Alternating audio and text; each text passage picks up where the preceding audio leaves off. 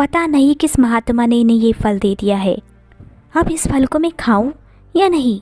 अगर इस फल को खा के मैं मर गई तो? नहीं, मैं ये फल नहीं खाऊंगी। मैं ऐसा करती हूँ, ये फल जाके मैं गैया को खिला देती हूँ और इनसे बोल दूंगी कि मैंने फल खा लिया है। धुंधली उस फल को नहीं खाती है और उस फल को ले जाकर गैया को दे देती है। महात्मा के दिए हुए उस फल को गैया खा लेती है। कुछ समय बाद उस फल के प्रभाव से आत्मदेव की गाय गर्भवती हो जाती है। इधर धुंधली अपनी बहन की योजना के अनुसार अपने पेट पे कपड़ा बांधकर गर्भवती होने का नाटक करती है। कुछ समय व्यतीत होने के बाद धुंधली की बहन एक बालक को जन्म देती है। धुंधली की बहन सबसे छुपकर रात के अंधेरे में अपने बालक को धुंधली को देने जाने लगती है।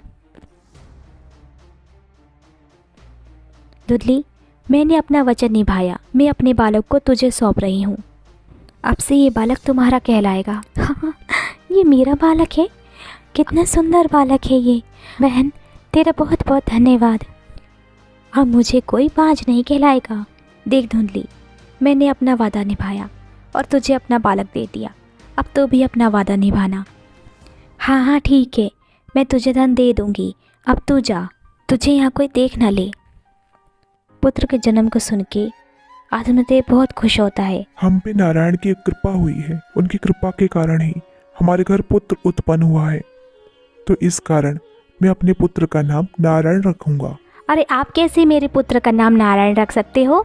इसको जन्म मैंने दिया है और इसका नाम भी मैं ही रखूंगी। मेरा नाम धुंधली है तो मेरे पुत्र का नाम होगा धुंधकारी। इसके 3 माह व्यतीत होने के बाद आत्मदेव की गाय ने एक बालक को जन्म दिया। उस बालक का पूरा शरीर मनुष्य के समान था, लेकिन बस उसके कान ही गाय के समान थे। जब आत्मदेव और उसकी पत्नी धुंधली ने उस गौपुत्र को देखा तो वो आश्चर्यचकित हो गए, परंतु आत्मदेव उस बालक को देखकर आनंदित होता है और उस बच्चे को उठा लेता है। अरे भाग्यवान, देखो ये बालक कितना विचित्र है, ये तो हमारी गैया का पुत्र है। हे प्रभु, ये कैसी लीला है तुम्हारी। पहले तो मैं एक पुत्र के लिए ही तरसता था, परंतु अब आपने तो मुझे 2 पुत्र दे दिए हैं। इस बालक के कान गौ के समान है, बाकी शरीर मनुष्य की तरह है, तो इस बालक का नाम मैं गोकर्ण रखता हूँ और इस बालक को मैं अपने पुत्र के समान ही पालूंगा। समय व्यतीत होता गया और दोनों बच्चे बड़े हो गए। धुंधकारी बचपन से ही जिद्दी और शैतानी स्वभाव का था, वहीं दूसरी तरफ गोकर्ण शांत और भगवत प्रेमी थे। जब धुंधकारी बड़ा हुआ तो वो नशेड़ी, क्रोधी और दुष्ट